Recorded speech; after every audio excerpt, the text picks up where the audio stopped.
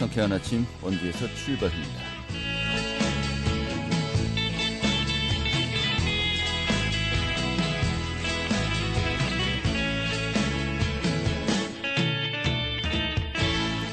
안녕하십니까. 6월 10일 목요일 아침 인사드리겠습니다. 상쾌한 아침 원주에서 출발합니다. 진행이 한태호입니다. 자, 어제 정말 더웠었는데요. 오늘도 더위는 계속될 것으로 보입니다. 오늘 원주 지역의 한낮 기온 29도까지 오르면서 또 30도 가까이 오르겠고요. 자, 이 더위는 오늘 밤에 비가 내리면서 식겠습니다. 오늘 밤부터 비구름이 하늘을 덮겠고요. 내일 새벽까지 전국에 비 소식이 있습니다. 또 전국의 미세먼지 농도는 좋은 수준을 보이면서 맑겠습니다. 자, 오늘 준비한 소식 살펴보도록 하죠. 2024년도에 열리는 강원 동계 청소년 올림픽 대회 조직위원회 주사무소 강릉 설치 계획과 관련해서 이 평창 지역사회 반발이 좀 계속되고 있습니다. 오늘 그 주민들의 입장 들어보는 시간 준비했고요.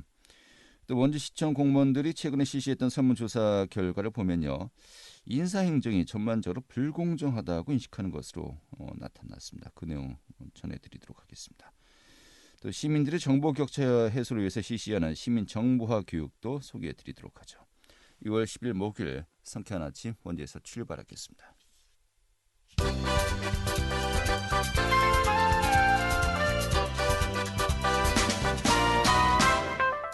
오늘의 주요 뉴스입니다.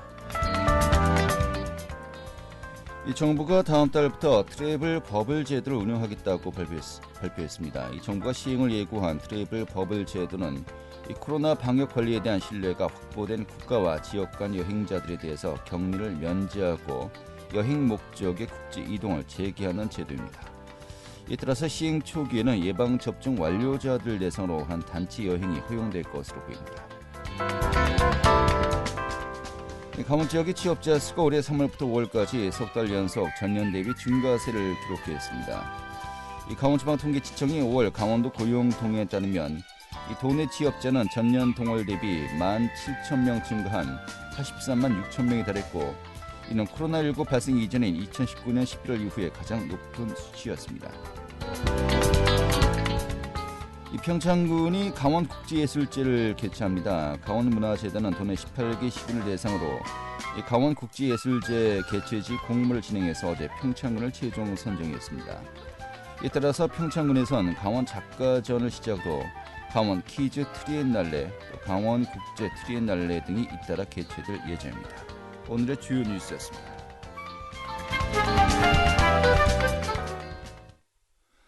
네, 2024년도에 강원 동계 청소년 올림픽 대회가 열리죠. 자, 그런데 이 대회가 열리기 위해서는 조직위원회가 있어야 되고 또 사무소도 있어야 되지 않겠습니까? 근데 조직위원회가 주사무소 위치를 강릉으로 선정을 했고요. 또 개폐회식 장소도 강릉에서 열릴 것으로 현재 진행되고 있습니다. 좀 평창 지역에서는 이 평창 동계올림픽의 유산을 되새기겠다는 것인데, 그런 취지에 역행하는 것이 아니냐라는 또 반발의 목소리가 나오고 있는 상황이고요. 이 대회 개최 거부 의사까지 밝히고 있는데, 좀 이 부분, 이 주민들의 입장 어떤 것인지 오늘도 듣는 시간 준비했습니다. 이 평창군 번영회 최창선 회장 연결하겠습니다. 회장님. 네, 안녕하세요. 네, 반갑습니다. 예. 자, 강원 동계 청소년 올림픽 대회가 24년도에 열리는 거죠? 예, 24년도. 그리고 22년도에도 또 청소년 동계 대회가 있는 겁니까? 그렇죠. 2022년에 평창 국제 청소년 동계대회가 있습니다. 예, 이게 22년도에 열리는 것은 동계 청소년 올림픽 대회 좀 사전 국제 대회다 이렇게 봐도 될까요? 그렇죠. 저희 2018 동계올림픽을 치른 그 평창에서는 예. 연장선이죠. 2022년 평창 국제 청소년 동계대회, 네.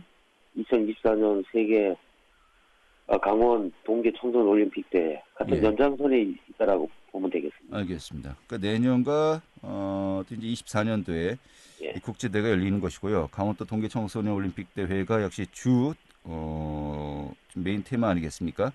그렇죠. 자, 그런데 이 개폐회식장과 이 주사무소 조직위원회 사무소가 강릉에 설치되는 것으로 결정이 난 겁니까?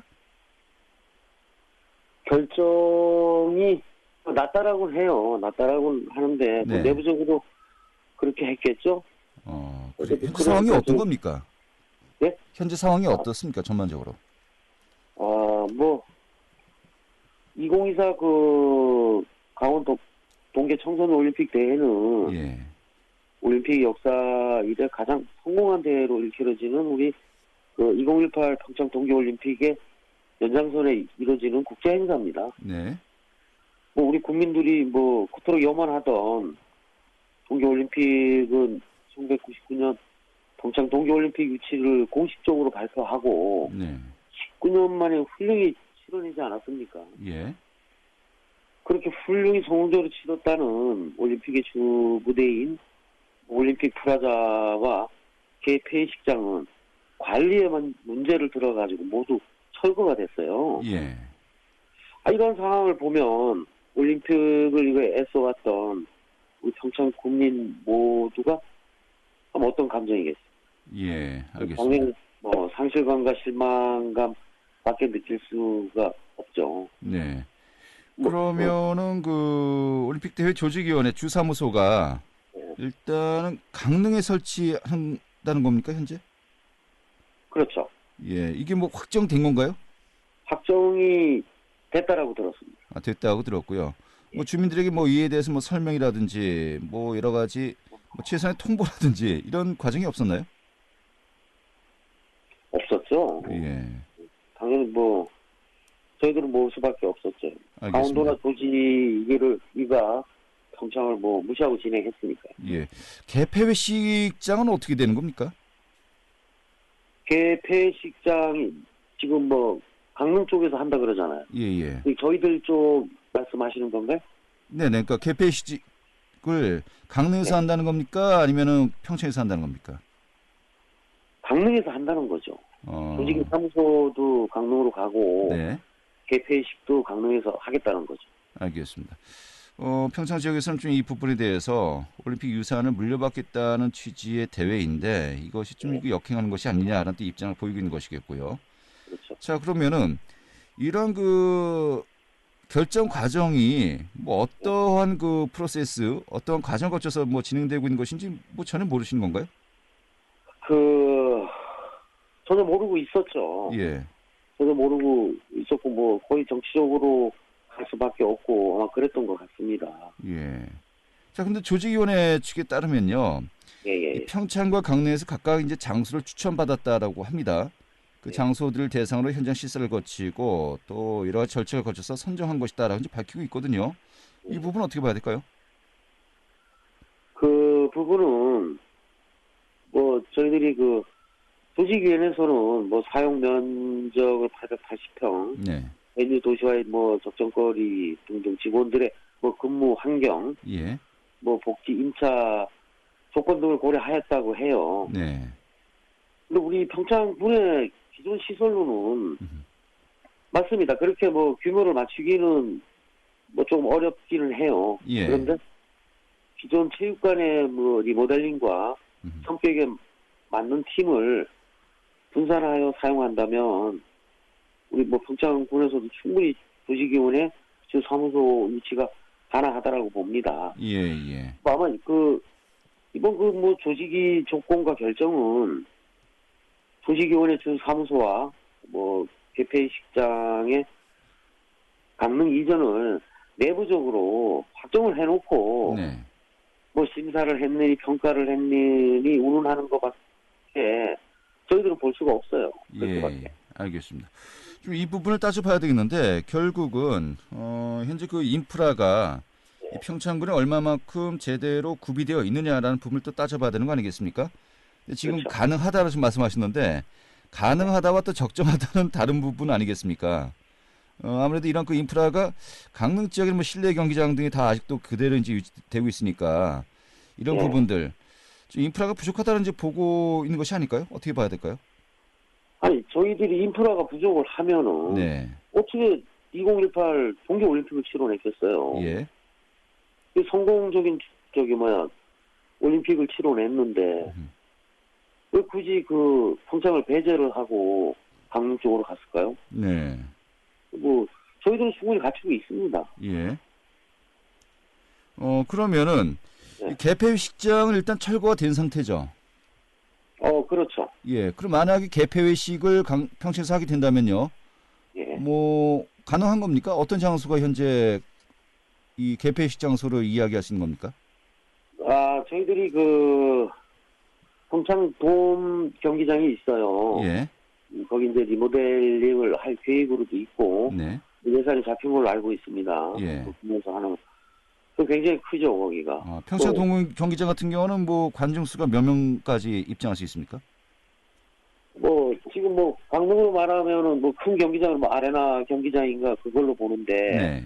저희 동 경기장도 충분히 그걸 갖추고 있습니다. 예. 리모델링을 하면, 예. 충분히 갖출 수 있다라고 봐요. 알겠습니다. 이 주무사무소 같은 경우는 이제 실내 공간이 주로 이제 큰 공간이 배치돼야 하는 거 아니겠습니까? 그런 네. 공간이 현재 확보돼 있는 건가요? 있죠. 그게 모자란다면은, 예. 저희 평창군이나, 충분히 그거를 할 수 있는 조건도 갖춰져 있고, 네. 지금 기존에 저희들이 할 수 있는, 주 사무실 정도, 그 다음에 주거 환경 등등 충분히 갖춰져 있다라고 봐요. 알겠습니다. 충분히 가능하고요. 예. 제가 앞서서 계속해서 이게 그 사무소와 예. 또 개폐식 장소가 이제 확정된 것이냐 자꾸 이제 여쭤보지 않았습니까? 예. 그래서 공식적으로는 발표된 게 아니지 않습니까? 공식적으로는 정확히는 못 들었습니다만, 예. 공식적으로 발표가 됐겠죠? 그렇게 지금 계획을 하고 있으니까, 예. 공식적으로 발표는 안 될 수도 있지만은, 네. 그렇게 지금, 조직에서 아마 그렇게 하고 있다라고는 해요. 네. 움직임이 현재, 알려지고 있다라는 정도로군요. 예. 그럼 이게 그 사무소 이전을 하게 되고, 아무튼 대회 일정상 이 최종적으로 결정을 하고 이제 그 계획을 또 실행에 옮겨야 될 때가 오지 않겠습니까? 이게 내년 초쯤에 시작된다는 건가요? 어떻습니까? 지금 2022년, 예. 1월부터 12월까지가 이제 조직위를 구성을 해서, 네. 이제 3단계로 2023년 1월부터 24년 한 3월까지 인원을 동원해서 강원도에서 근무할 계획을 하고 있는데, 네. 저희들이 이렇게 볼 때는 강릉에 보면은 교보생명이라는 건물이 있어요. 네. 서울 사무소도 교보생명에 있고. 조직위원장이 이제 교보생명과 관련 있는 분이니까요. 그렇죠. 예. 좀 아이러니하지 않습니까? 어떤 부분이? 저희들은 충분히 조직위 사무소나 개폐식을 할 수 있는 네. 장소 내지는 경기장을 충분히 확보할 수 있고 또 그렇게 할 수 있습니다. 네. 평창군에서 계획도 그렇게 갖고 있고요. 예. 알겠습니다. 지금 이제 이번에 성명서도 발표하셨는데 보니까 평창군의 어떤 그 요구를 전달하시고 이게 제대로 좀 받아들이지 않을 경우에는 이 대회 보이콧까지 좀 고민하겠다라고 이야기하고 있는데 실제로 어느 정도까지 좀 고민을 하고 계십니까? 저희들이 일단은 먼저 성명서를 발표하기 이전에 우리 대관령면 번영회에서 성명서를 발표를 했어요. 네. 그 시점으로 이제 우리 평창군 번영회에서 6월 2일 날 발표를 했고요. 네. 6월 7일에는 강원도 이장연합회 평창군 지도 성명 발표도 있었고. 네. 우리 지역에 지역 단체 할 거 없이 모두가 지금 분노를 하고 있기 때문에 이 부분에 대해서는 공문도 조직이나 강원도에 저희 성명서 발표를 보냈습니다. 네. 조만간 항해 방문차 강원도나 조직에 방문하여 면담도 계획 중에 있습니다. 네. 이 대회 보이콧까지도 고려 대상에 넣고 있는 겁니까? 그렇죠. 예. 그럼 너무 이제 좀 후유증이 너무 클 것 같은데 이런 고민들도 좀 하실 것 같습니다. 어떻습니까? 한번 보세요. 저희들이 평창 국민들이 정말 어렵게 힘들게 3수 만에 2018 동계올림픽을 유치를 해가지고 네. 정말 대단한 그 국민의 자긍심과 그리고 대한민국의 긍지를 높여줬잖아요. 전 네. 세계에 평창을 알리고 이렇게까지 했는데 이 작은 마을이라고 이렇게 무시하고 이렇게 하는 처사는 정말 안 되죠. 예, 알겠습니다. 그래서 예. 저희들은 만약에 이것이 저희들이 그 평창군에서 조직이 사무실이나 개폐식을 이루어지지 않는다면은 네. 전면 보이콧 할 거고 예. 뭐 다른 지역으로 강릉 지역으로 가져갈 거면 네. 빙상이든 설상이든 예. 저희 평창을 이용하지 말고 네. 가져가시라는 거죠. 알겠습니다. 굉장히 좀 강한 입장인 것을 저희가 확인을 했고요. 예. 사실상 어떻게 보면 개폐식과 또 이제 사무소 이전 같은 경우는 이 대회 여러 가지 위상과 또 지역의 여러 가지 그 현실적인 문제들을 함께 고려하는 거 아니겠습니까? 물론 이것이 무조건 뭐 강릉에 가야 된다, 무조건 평창에 옮겨야 된다. 이건 뭐 저희가 주장을 할 수는 없겠습니다만은 최소한 그런 선정 과정에 있어서 좀 객관적으로 또 공개적으로 누구나 또 타당할 만한 또 이유를 함께 고민하고 결론을 내려야 될 텐데 그런 과정이 이제 현재 부족했다는 거 아니겠습니까? 그렇죠. 네. 좀 시간이 그래도 조금은 남아 있는 상황에서 또 국민들의 이야기 좀 목소리 들어보고요. 뭔가 좀 객관적이고 공정한 좀 그 프로세스가 진행되었으면 좋겠네요. 좀 향후 또 변화 가지고 있으면 다시 한번 또 저희가 들어보도록 하겠습니다. 오늘 이렇게 정리하셔서 고맙습니다. 예, 감사합니다. 네, 평창군 번영회 최창선 회장이었습니다.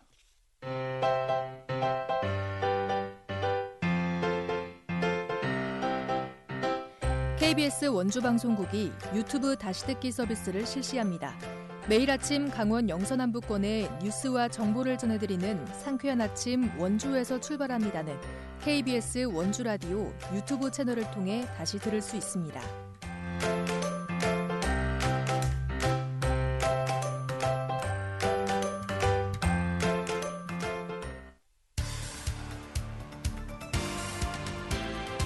알찬 정보, 생생한 현장의 소식을 전해드립니다. 리포터 현장.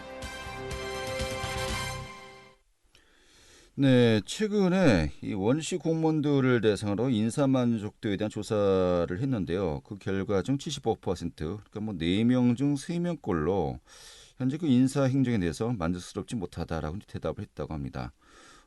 절대 다수가 현재 인사 행정에 대해서 좀 불만이 있다는 것인데요.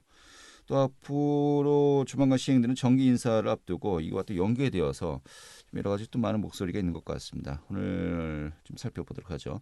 김한 리포터 자리했습니다. 어서 오시죠. 네, 안녕하세요. 네. 자, 오늘 공무원들을 대상으로 실시했던 인사 만족도 조사 이게 어떻게 된 겁니까? 네, 이번에 전국 공무원 노동조합 원주시 지부에서 인사만족도 조사를 진행했는데요. 9일 동안 시청 공무원 645명을 대상으로 한 이번 설문에서는 인사행정이 올바르게 이루어지고 있냐는 질문에 75%가 아니다라는 대답을 했다고 합니다. 인사행정이 올바르게 이루어지지 않고 있는 이유에 대해서는 선호부서와 기피부서에서의 회전문식 인사가 응답자의 37%로 가장 많았고요.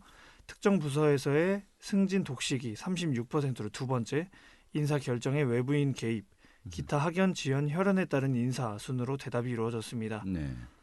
여기서 회전문식 인사라는 말은요, 말 그대로 일정 기간이 지나면 다른 부서로 잠시 갔다가 다시 해당 부서로 돌아오는 식의 인사를 말합니다. 네. 이런 회전문식 인사는 선호부서에서 아무래도 많이 일어나고 있다고 하고요. 당연히 기피부서의 사람들도 또 다른 기피부서에 갔다가 현재 부서로 다시 돌아오게 된다는 말로 해석할 수 있습니다. 우혜승 위원장은 인사행정이 이루어지는 것에 있어서 일부 직원들에게는 기회조차 주어지지 않는다고 말했습니다.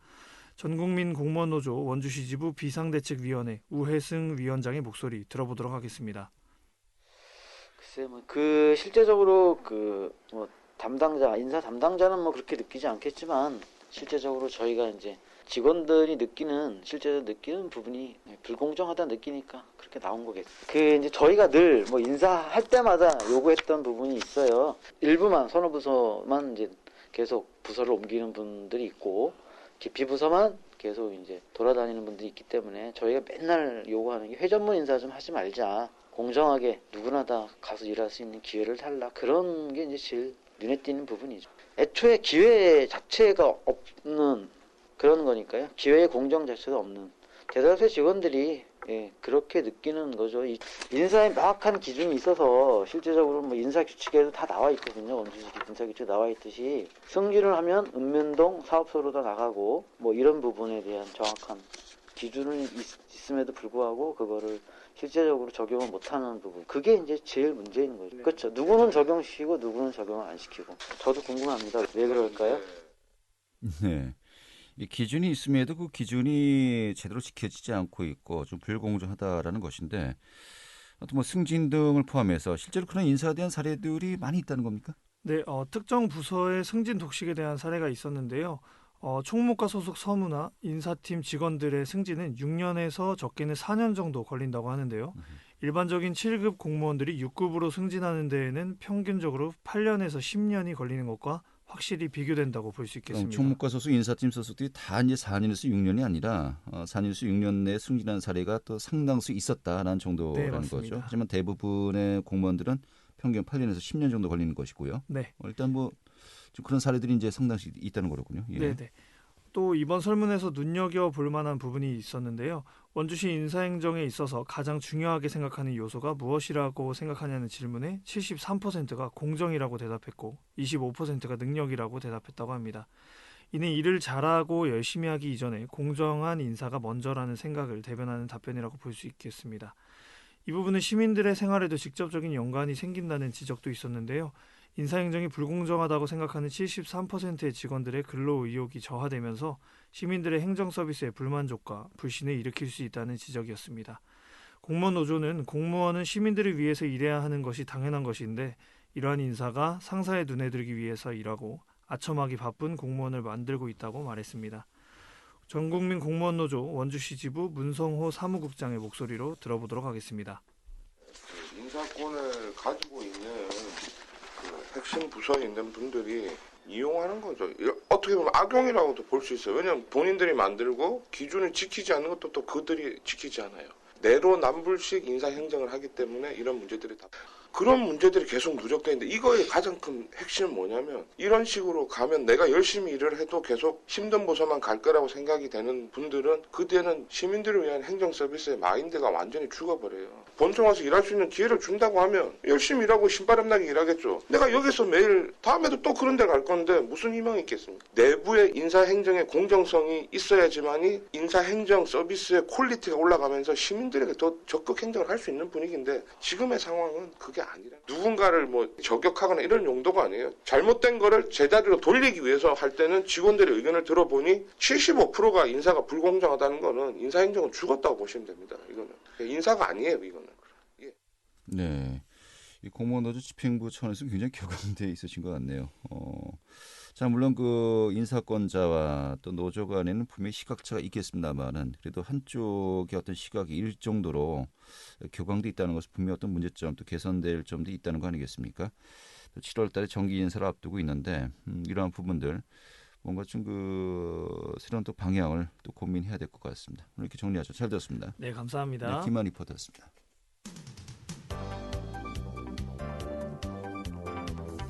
생생한 현장, 유익한 생활 정보를 전해드리겠습니다. KBS 원주라디오 상쾌한 아침 원주에서 출발합니다를 함께하고 있습니다. 네, 원주 시민들의 정보화 마인드 함양과 또 정보 격차 해소를 위해서요. 시민 정보화 교육의 수강생들을 모집한다고 합니다. 오늘 또 소개해드리도록 하죠.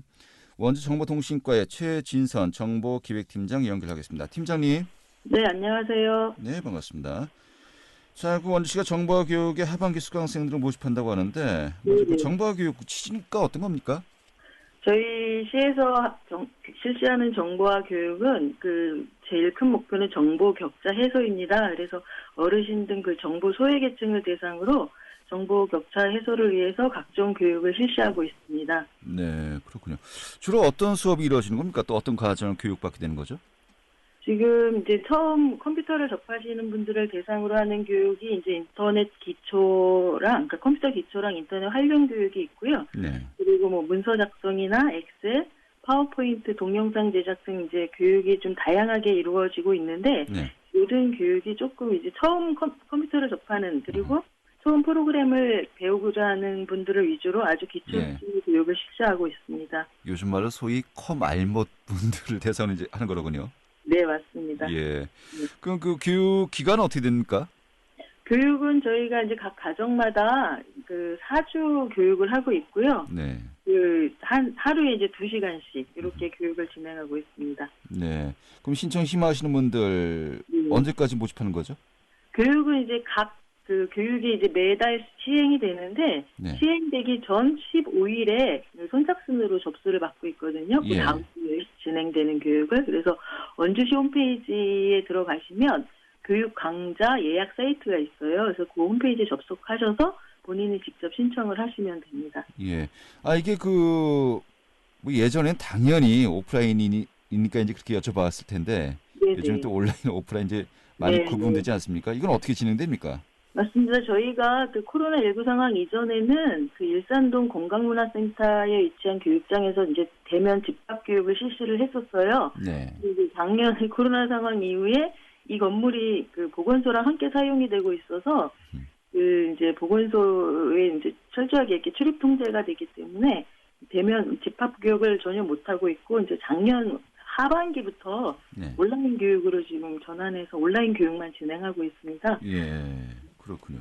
그러면 그 인원 수에는 크게 제한이 없겠군요. 인원수는 근데 이제 강사가 한 분이 그러니까 이게 기초다 보니까 네. 일일이 대응을 해주고 있어야 되기 때문에 예. 많은 분들을 교육을 받을 수가 없으니까 딱 20명으로 제한을 해서 예. 그분들을 이제 일일이 응대하고 이런 교육을 이루어지고 있습니다. 하긴 또 20분을 소위 아까 이제 컴알못 분들을 대상으로 하는 거니까 그렇습니다. 일일이 이렇게 또 교육을 하려면은 그렇게 보니까 한계가 있군요. 알겠습니다. 좀 홈페이지 참고하셔서 일정과 또 수강 방법 좀 잘 파악하시고 평소에 그 컴퓨터 관련해서 좀 교육을 받고 싶다 하시는 분들 이번엔 기회 도전해 보시면 좋을 것 같네요. 알겠습니다. 오늘 고맙습니다. 네, 수고하십시오. 네, 원주정보통신과의 최진선 정보기획팀장이었습니다.